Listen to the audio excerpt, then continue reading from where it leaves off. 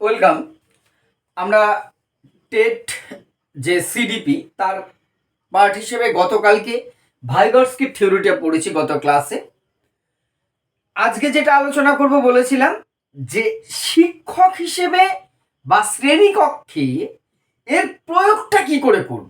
আমাদের কিন্তু শুধু থিওরি জানলাম না, আমাদের কিন্তু থিওরি থেকে ডাইরেক্ট প্রশ্ন খুব কম আসে, প্রয়োগমূলক প্রশ্ন কিন্তু বেশি আছে আপনার যে সিডিপিতে। সেটাই স্বাভাবিক, থিওরির থেকে সেটা প্র্যাকটিক্যালি আমি কতটা প্রয়োগ করতে পারছি।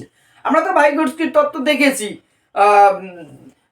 জেডপিডি থেকে শুরু করে আরো অনেক কিছু কালকে দেখেছি বিষয়টা। তাহলে আপনি একজন শিক্ষক হিসেবে এই তত্ত্বকে কিভাবে কিভাবে প্রয়োগ করবেন, যেখান থেকে একটি প্রশ্ন সাধারণত থাকে, সেই গুরুত্বটা, শিক্ষকের দায়িত্বটা বা কিভাবে এই তত্ত্বটার প্রয়োগ ঘটাবো।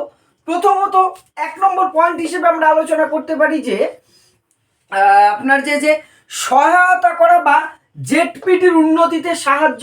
এই জেডপিটিটা আরো একবার বলবো, জেডপিটির উন্নতিতে সাহায্য করা। এই সাহায্য করা বা কি করা, যেটাকে আমরা কি বলেছি, স্ক্যাফোল্ডিং বলে কালকে আমরা জেনেছি, তাই তো?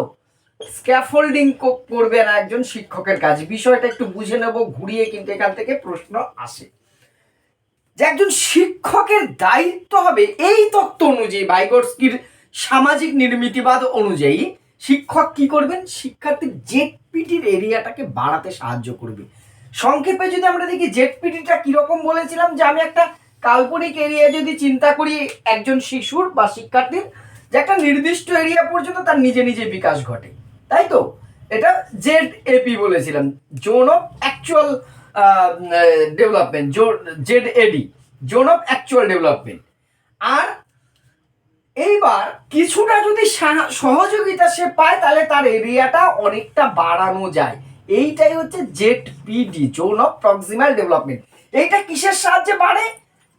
এই সেই স্ক্যাফোল্ডিং। স্ক্যাফোল্ডিং মানে সহায়তা, স্ক্যাফোল্ডিং মানে মই ভাড়া বন্ধন, যে আমি যেটা নাগাল পাচ্ছি না, আমাকে সাপোর্ট দিলে উন্নতি হবে। তাহলে শিক্ষকের দায়িত্ব কি হবে, তাকে প্রয়োজনীয় সমর্থন দিয়ে জেডপিডি রেটে বাড়ানো, অর্থাৎ তার স্বাভাবিকভাবে এইটুকু ডেভেলপমেন্ট হয়েছিল একটা শিশুর, শিক্ষক যদি যথাযথভাবে সাহায্য করতে পারে তাহলে জেডপিডিটা অনেকটা বাড়িয়ে দিতে পারে।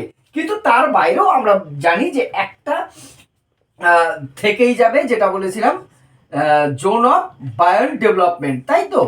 সেইটা হচ্ছে জেডবিডি, যেটা আমার ধরা ছোঁয়ার বাইরে। আমাকে তুমি যতই মই কেন টাওয়ারের মাথায় বসিয়ে তারপরে সবাই মিলে উঁচু করলে আমি চাঁদে পৌঁছতে পারবো না, সেটা আমার ধরা ছোঁয়ার বাইরে, সেই এরিয়াটা বাদ দিন। কিন্তু এই জোন অফ প্রক্সিমাল ডেভেলপমেন্টটাকে বাড়াতে সাহায্য করবেন শিক্ষকের দায়িত্ব। তাহলে শিক্ষকের দায়িত্ব স্ক্যাফোল্ডিং কিভাবে করবেন, তিনি বিভিন্ন উদাহরণ দেবেন, ক্লু দেবেন, বিষয়টাকে ব্যাখ্যা করবেন। তাহলে তার যে এরিয়াটা, ডেভেলপমেন্টের এরিয়াটা, নলেজের এরিয়াটা কি হবে, আরো বাড়বে। এইটা হবে শিক্ষকের সবচেয়ে বড় দায়িত্ব এই আমার যে ভাইগোটস্কির থিওরি অনুযায়ী, ঠিক আছে? এইবার নেক্সট যেটা আসছে সেটা হচ্ছে শিক্ষকের আর একটা গুরুত্বপূর্ণ কাজ হবে বক্তব্য রাখা। এই বক্তব্য রাখাটা কিন্তু এই যে ভোট চলছে নেতাদের মতন মাইক বেঁধে বক্তৃতা রাখবে তা কিন্তু নয়। এখানে বক্তব্য রাখা বলতে যে বিভিন্ন বিষয় নিয়ে শিক্ষক কি করবেন, আমরা দেখেছি যে ভাইগোটস্কির তত্ত্বে, গতকালকে ক্লাসে আলোচনা করেছি যে ভাইগোটস্কির তত্ত্বে ভাষা একটা গুরুত্বপূর্ণ ভূমিকা রাখার কথা বলেছে, যে শিক্ষার্থীর বিকাশে অন্যতম একটি ভূমিকা রাখে কে, ভাষা। ভাষার ওপরে শিক্ষার অনেক কিছু নির্ভর করে, শিশুর ডেভেলপমেন্টের অনেক কিছু নির্ভর করে ভাষার উপরে। তাহলে শিক্ষক বক্তৃতা রাখবেন বলতে বিভিন্ন বিষয় নিয়ে আলোচনা করবে, শিক্ষার্থীদের সামনে সহজভাবে উপস্থাপন করবেন, তার ফলে শিক্ষার্থী সেটা নিয়ে চিন্তা করবেন। আমরা বলেছিলাম সেলফ স্পিচ করবে, নিজে নিজে আলোচনা করবে, সেইগুলো কিন্তু শিক্ষকের কাজ হবে। তাহলে সঠিকভাবে বিষয়টা দেখুন, একটা জটিল বিষয় অনেক সহজ করে দিতে পারেন একজন শিক্ষক। আমরা বহু শিক্ষককে আমরা জীবনে কিন্তু পেয়েছি যারা আমাদের অনেক জটিল বিষয়কে সহজ করে দিয়েছেন। আমি আপনাদের সাথে এসএলএসটি ক্লাস করার সময় আমি আমার ম্যাডামের কথা হাজারবার বলেছি আমি, তাই নয় কি? চন্দ্রানী সান্যালের কথা, যার কাছে আমি এডুকেশনের বহু কিছু শিখেছি, আবদুল্লাহ উদুদ স্যার, বহু কিছু যে বিষয়গুলো মাথার উপর দিয়ে চলে যেত, সেখানে তারা এমন এক একজন জাহাজ, তারা এডুকেশন শিক্ষা বিজ্ঞান বিষয় কত সহজভাবে বুঝিয়ে দিয়েছেন। হয়তো আমার সীমিত ক্ষমতার জন্য অতটা বুঝতে পারিনি, যারা মেধাবী তারা আরো বেশি বুঝেছেন। তাহলে এই যে এইরকম একজন শিক্ষকে কিন্তু পারেন বিষয়কে একটা বিমূর্ত জিনিসকেও আমাকে অনেকটা মূর্ত করে তুলতে, বিষয়টার সম্বন্ধে একটা স্পষ্ট ধারণা দিতে, সেইটা কিন্তু ভাইগোটস্কির তত্ত্বে বারবার আলোচনা করা হয়েছে। নেক্সট হচ্ছে শিক্ষকের আর একটা দায়িত্ব, দেখুন তত্ত্বের সাথে মিলছে কিনা এবং এইভাবেই মনে রাখার চেষ্টা করব আমরা, দলগত আলোচনায় উৎসাহ দেওয়া। দেখুন বলা হয়েছে ভাইগোটস্কির তত্ত্বের শুরুতেই কালকে কি বলেছিলাম, যে ভাইগোটস্কি যে কথাটা বলেছেন যে পারস্পরিক মিথস্ক্রিয়ার মধ্যে দিয়ে শিখন ঘটে। মিথস্ক্রিয়ার দুটো ভাগ বলেছিলাম, একটা সামাজিক, একটা নিজের মধ্যে। এই যে সামাজিক মিথস্ক্রিয়া করতে গেলে পারস্পরিক আলোচনার দরকার আছে। শিক্ষক তাহলে শ্রেণীকক্ষে কি করবেন, শিক্ষার্থীদের বিভিন্ন দলগত কাজে অংশগ্রহণে উৎসাহিত করবেন। সেটা আলোচনা হতে পারে, বিতর্ক সভা হতে পারে, দলগত কাজ হতে পারে। তাহলে যখন আমরা এই ভাইগোটস্কির তত্ত্বটাকে মাথায় রেখে পাঠদান করব, আপনি শিক্ষক বা শিক্ষিকা হিসেবে কি করবেন, তাহলে শিক্ষার্থীদের আরো বেশি দলগত কাজ, শুধু নিজের কাজ নিজে করো, টাস্ক দিয়ে দিলাম বাড়ি থেকে মুখস্থ করে সে লিখে দাও, পড়া দাও, সেটা তো থাকবে। তার সাথে যেটা যে দলগত আলোচনায় বিভিন্ন অ্যাঙ্গেল থেকে বিষয়গুলো আমরা মাথায় ঢুকে নেব, যে অ্যাঙ্গেল থেকে প্রশ্ন আসুক না কেন, তবে আমরা ধরতে পারবো। এই দলগত আলোচনায় কিন্তু উৎসাহিত করার কথাও বলা হয়েছে।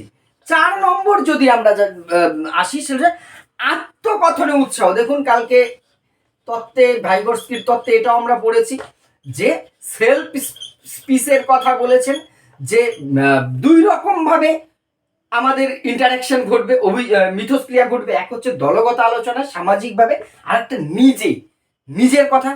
শিক্ষক কি করবেন, আত্মকথনে উৎসাহিত করবেন শিক্ষার্থীদের। অর্থাৎ আত্মকথন মানে নিজেই নিজের সাথে কথা বলা, এর কিন্তু কোনো বিকল্প নেই।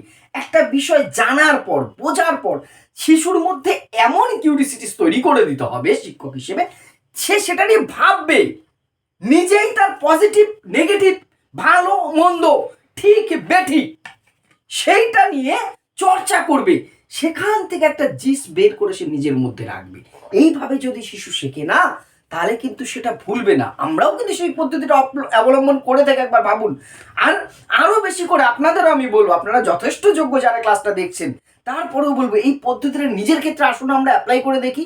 যে বিষয়টা আপনার যে কোনো সোর্স থেকে শিখি না কেন, সেটা নিজের সাথে আমি কালচার করব। তার চেয়ে আত্মকথন, এটার চেয়ে বড় কিছু কিন্তু আর হয় না। নিজের চিন্তা কল্পনা, আমার গৃহীত নলেজ, আমার যুক্তি দিয়ে সেটা বিচার বিশ্লেষণ করে সেইটা হবে খাঁটি সোনা। সোনাকে যেমন আগুনে পোড়ালে সেটা খাঁটি হয়, ঠিক তেমন হয় আত্মকথনে। শিক্ষকের অন্যতম একটা ভূমিকা হবে কি, আত্মকথন জাগ্রত করা। এই তত্ত্ব অনুযায়ী আরেকটা বিষয়ের উপর গুরুত্ব দেবেন। এরপর যেটা আসছে সমস্যা সৃষ্টি। শিক্ষকের অন্যতম একটা দায়িত্ব হবে ভাইগোটস্কির তত্ত্ব অনুযায়ী, শিশু কখন শিখবে না, আমি সমস্যা সমাধানমূলক শিক্ষণটাকে সরাসরি আনছি না কিন্তু এখানে, তবে অনেকটাই নতুন প্রবলেমে যখন পড়বে সে কিন্তু তার সাথে মিথস্ক্রিয়া করবে, সেই সমস্যাটার সাথে নিজেকে মানিয়ে নেবে। শিক্ষক কি করবেন, সমস্যা সৃষ্টিতে উৎসাহিত করবেন। সমস্যা সৃষ্টি মানে কি, হেরে যাচ্ছে পা বাড়ি দিয়ে ফেলে দেবো সেই সমস্যা না, আমার শেখার প্রতি, ডেভেলপ করার প্রতি নতুন নতুন টাস্ক তাকে দিতে হবে। নতুন নতুন প্রবলেমের মুখোমুখি যখনই হবে, নতুন পরিবেশে সে কিন্তু নতুনভাবে শিখবে। প্রেরণা জাগ্রত করা, আমরা জানি শিক্ষণের ক্ষেত্রে একটা শিক্ষণের অন্যতম উপাদান হচ্ছে মোটিভেশন, প্রেরণা। এই প্রেরণাটা যদি সঠিকভাবে জাগ্রত না হয়, প্রেরণা মানে কি, যারা এডুকেশন বিষয় হয়েছেন তারা তো খুব ইজিলি জানেন, একটা বেসিক জিনিস। প্রেরণা হচ্ছে ভিতরের তাগিদ যা আমাকে কোনো কাজের প্রতি উৎসাহিত করে, একটা এমন তাগিদ যা আমাকে কোনো বিষয়ের প্রতি, উদ্দীপকের প্রতি ধাবিত হবে বা কোনো বিষয়ের প্রতি আমাকে মানে পরিচালিত করে। ভেতরের তাগিদ, তাকে বলছে প্রেরণা। প্রেরণাটা কিন্তু বাইরের থেকে না, এটা করো তোমাকে লজেন্স দেবো, সেটা প্রেরণা নয়। কিন্তু তুমি যদি এটা করো, তুমি জীবনে প্রতিষ্ঠিত হতে পারবে, তুমি এই জিনিসগুলো পড়লে তুমি দেখো এই হতে পারবে, সেটা যখন আমার মধ্যে হবে, আমি আজকে টেটের জন্য খাটা শুরু করে দিয়েছি। এই জায়গাটা, এই প্রেরণাটা জাগ্রত করা শিক্ষকের অন্যতম দায়িত্ব হবে, তবেই তার যথাযথ বিকাশ ঘটবে, তার জেডপিডি যেটা আছে তার ডেভেলপ ঘটবে। নতুন জ্ঞানে উৎসাহিত, অবশ্যই আমরা ডেভেলপ আর আমার যে লার্নিং, দুটো পারস্পরিক সম্পর্কযুক্ত আমরা জানি। নতুন নলেজ আমি নিতে গেলে আমার মধ্যে অবশ্যই আমাকে উৎসাহ থাকতে হবে, শিক্ষক কিন্তু সেটাও করবে। এইগুলো শিক্ষকের ভূমিকা। মেন হচ্ছে স্ক্যাফোল্ডিং এ সাহায্য করা। শিক্ষক কি করবেন, সহায়কের ভূমিকা হবেন। পরিবেশ রচনা করে দেবেন যাতে শিক্ষার্থী সেখানে বক্তৃতা কথার মধ্যে ইন্টারাকশন করতে পারে, দলগত আলোচনার সুযোগ করে দেবেন এবং আত্মকথনকে বিশেষ গুরুত্ব দেবেন। তাহলে শিক্ষকের ভূমিকা তো গেল। তাহলে এইবার আমরা দেখি তাৎপর্যটা কি। এই যে ভাইগর্স্কির শিকল তত্ত্ব, তার তাৎপর্যটা খুব সংক্ষেপে বলবো, কারণ এই আগের বিষয়ের সাথে এটা কিন্তু সম্পূর্ণ রিলেটেড, এই জন্য ডিটেলস খুব বেশি দরকার হবে না। প্রথম হচ্ছে এর তাৎপর্য যদি আমরা দেখি, প্রথম তাৎপর্য কি? প্রথম হচ্ছে পাঠ পরিকল্পনায় জেডপিটিকে গুরুত্ব দেওয়া। যদি বলে যে আমার এই ভাইগর্স্কির তত্ত্বের গুরুত্ব কি, অবশ্যই হচ্ছে যে আমরা পাঠ পরিকল্পনা বা প্ল্যানিংটা করবো, লেসন প্ল্যান, সেই পাঠ পরিকল্পনায় জেডপিটিকে গুরুত্ব দেওয়া। আমরা জানি যে ভাইগর্স্কির থিওরির অন্যতম গুরুত্বপূর্ণ দিক হচ্ছে জেডপিটি, জোন অফ প্রক্সিমাল ডেভেলপমেন্ট। এই শিক্ষার্থীকে আমরা এই বয়সে কতটা ডেভেলপ হয়েছে আর কতটা করা সম্ভব, সেই অনুযায়ী তো আমাকে পাঠ পরিকল্পনা করতে হবে। ওয়ানের ছেলেকে তো আমি বর্গমূল শেখানোর চিন্তা ভাবনা নিতে পারি না যে একেবারে জেডপিডি এখান থেকে ওইখানে নিয়ে যাব, সেটা তো সম্ভব নয়। তাহলে পাঠ পরিকল্পনা একটা শিশুর জেডপিডি আমরা কতটা কোন বয়সে ডেভেলপ করতে পারি, তার ডেভেলপমেন্ট যেটুকু হয়েছে তার থেকে কতটা বাড়ানো যেতে পারে, সেই অনুযায়ী মানে আমি শর্ট হাইট হিল পরে কতটা উঁচু হতে পারি, কিন্তু এত বড় হিল পরে উঁচু হওয়া সম্ভব নয়। সেই যে প্ল্যানিংটা করা, সেইটাই হচ্ছে এই এই মানে ভাইগর্স্কির থিওরি কিন্তু সেই দিকটা অবশ্যই নির্ধারণ করে। তারপর হচ্ছে কি সহায়তা, অর্থাৎ শিক্ষার্থীকে কতটা সহায়তা শিক্ষক করবেন, সেই ধারণাটা এসছে কোথার থেকে? সেটাই তো তোমার যে বলেছে স্ক্যাফোল্ডিং এর কথা বলেছে না ভাইগর্স্কি। তাহলে এইটার অন্যতম এই পদ্ধতির অন্যতম তত্ত্বের, ভাইগর্স্কির তত্ত্বের অন্যতম একটি তাৎপর্য হচ্ছে স্ক্যাফোল্ডিং সিস্টেম, যেটা ভাইগর্স্কি বলেছেন যে স্ক্যাফোল্ডিং এর কথা, সেটা কিন্তু আধুনিক শিক্ষায় প্রয়োজন আছেই। কারণ শিশুকে তার যেখানে বেঁধে যাবে, শিক্ষক হিসেবে বা পদ্ধতি বা সিস্টেমের দায়িত্ব কি হবে, তাকে একটু ঠেলে এগিয়ে দেওয়া বা হাত বাড়িয়ে টেনে নিয়ে আসা, সেটাই তো স্ক্যাফোল্ডিং করা। তাহলে এটাও একটা অন্যতম ইম্পর্টেন্ট। আধুনিক শিক্ষার একটা অন্যতম মাধ্যম হচ্ছে যূথবদ্ধতার শিক্ষা।